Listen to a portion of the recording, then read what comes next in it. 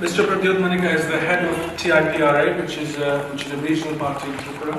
He's also the head of the royal household of Tripura. His father was the last ruler of Tripura before the Union of India was created.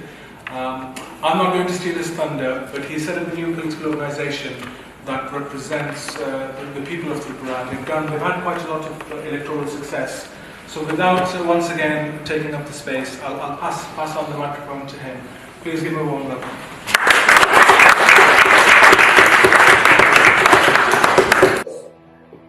Let me start by saying that I come from a very tiny state in the northeast.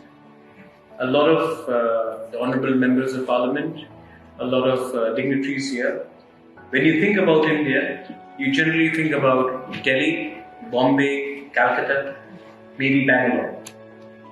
But you do not, or probably have not, Lucknow as well, but you haven't probably gone deeper into India. And India, which has had strong cultural links with your country. Many people may not be aware